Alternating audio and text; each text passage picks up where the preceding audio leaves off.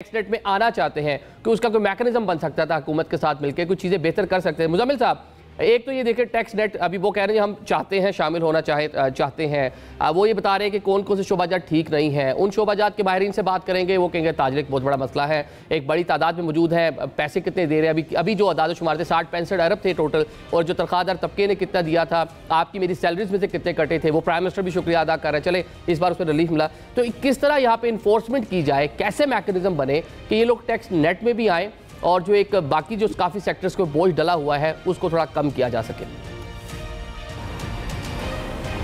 एक तो मेरा ख्याल है ब्लेम गेम खत्म होनी चाहिए। बिल्कुल, हर आदमी को अपना जवाबदेह होना चाहिए। अच्छा जी, अब ताजरों को अपना जवाबदेह होना चाहिए। जब ये कहते हैं हम 70 लाख हैं और ये कहते हैं हम पे 1000 रुपया साल का टैक्स लगा लो, तो ये अपने गिरबान में नहीं झांकते हैं। 50 जो बंदे की 50,000 तनख्वाह है ना, वो भी 1000 रुपये से ज़्यादा टैक्स दे रहा था पिछले साल। बिल्कुल 6 लाख रुपए पे जो टैक्स था, तो इन्हें खुद 1000 रुपया कहते हुए शर्म नहीं आती कि मुल्क की हालत क्या है।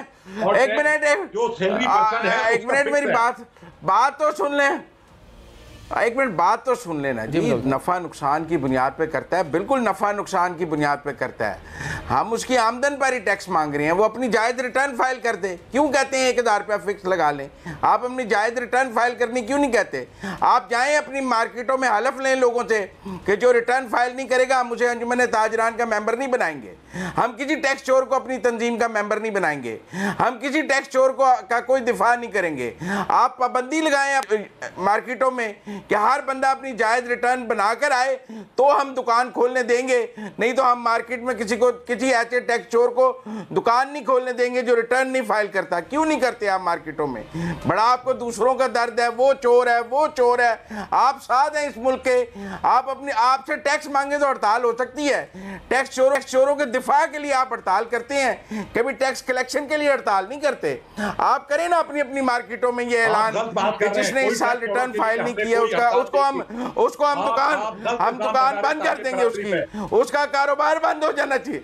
जो रिटर्न फाइल नहीं करता उसका कारोबार बंद होना चाहिए, उसे कारोबार करने का हक नहीं होना चाहिए।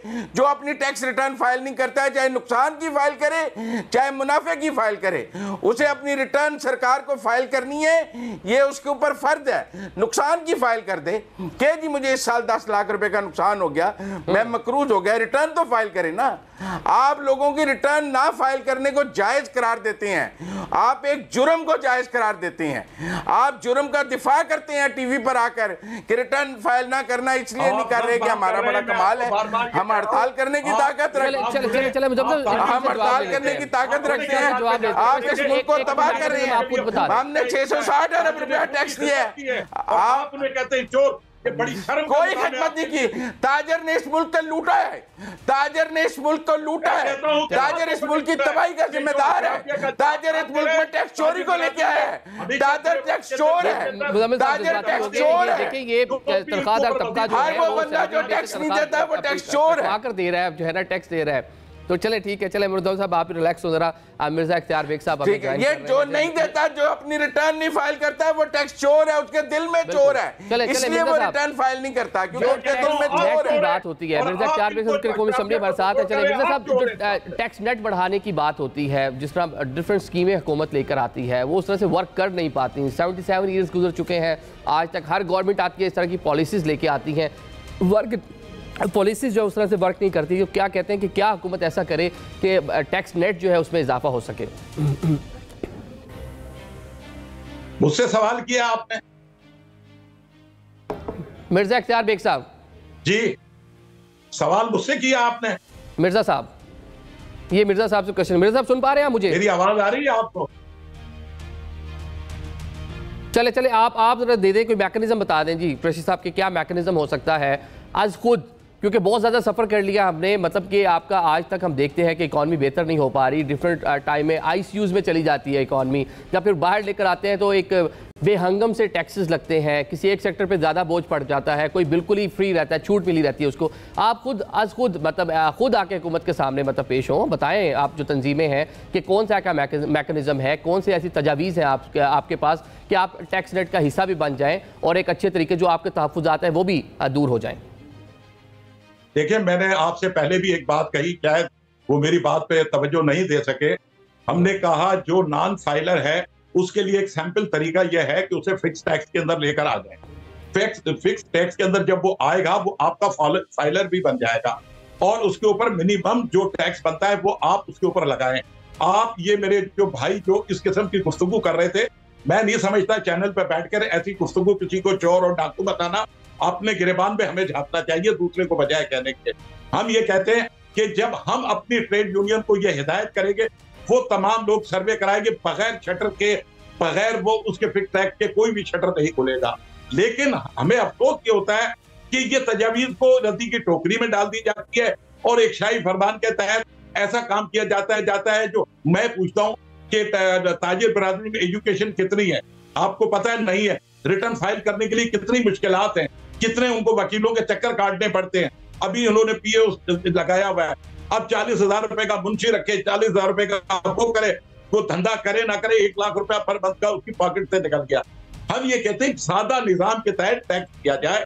आप बात करते हैं यूरोप की, अमेरिका की, जापान की, मुझे वहां टैक्स की शरह हमसे बहुत ज्यादा है, लेकिन वो अपनी आवाम के लिए क्या कुछ करते हैं आपको पता नहीं है। अब कराची पाकिस्तान का सबसे बड़ा शहर है, K4 के लिए कितनी रकम रखी गई है। आप हैदराबाद सक्कर मोटरवे के लिए 15 अरब रुपए रखे गए। यार मुझे बताएं ये मुल्क ऐसे चलेगा? टैक्स की जब बारी आती है तो वो ताजिर का गिरेबान पकड़ते हैं। हमेशा ताजिर ने बुरे वक्त में इस मुल्क के ऊपर हमेशा कुर्बानी दी है और ये तारीख गवाह है। क़याम पाकिस्तान से लेके आज तक मैं ये पूछता हूं, जब ये पैसा जब पाकिस्तान बना था किसने दिया था? ये सवाल मैं पूछता हूं, क्या ब्यूरोक्रेट ने दिया था? ताजिर ने दिया था? आज भी कभी सैलाब की सूरत हाल होती है, कोई भी हंगामी सूरत हाल होती है, ताजिर सबसे ज्यादा आगे रोड पर आता है। कोविड के हालात में भी देखें, हमने अपने दुकानों पे ताले लगाकर भी हमने किसी अपने मुलाजिम को बेरोजगार नहीं किया। लेकिन जब बात आती है टैक्स की तो गला ताजिर का। मैंने ये कहा टैक्स का दायरा कार बढ़ाया जाए, टैक्स का मजीद बोझ ना डाला जाए जो लोग टैक्स दे रहे हैं। हम जब जाते हैं एयरपोर्ट पे हमें तो कोई VIP प्रोटोकॉल नहीं मिलता। इसके बरक्स अमेरिका, यूरोप, जापान में आप जब जाते हैं तो उनको लाउंज में VIP तनख्वाहदार तबका जो टैक्स देता है उनको भी कोई प्रोटोकॉल नहीं मिलता। ये इंसेंटिव्स होने चाहिए, ये कम से कम इस तरह तो एक कह ले ऑनर देना चाहिए। ऐसे लोग जो टैक्स नेट का हिस्सा नहीं है उनको भी एक तरकीब मिलेगी कि आप टैक्स नेट का हिस्सा बने। आपको एयरपोर्ट पे डिफरेंट जो पब्लिक मकामात हैं आपको सम हो इस तरह कह ले कि इसको इस तरह के इनिशिएटिव्स होने चाहिए कि प्रोटोकॉल मिले ऐसे बंदे को जो टैक्स नेट का हिस्सा है, जो एक अच्छा हैवी टैक्स देता है। चले कम से कम प्रॉपर अपनी रिटर्न्स तो फाइल करता है। चलें एक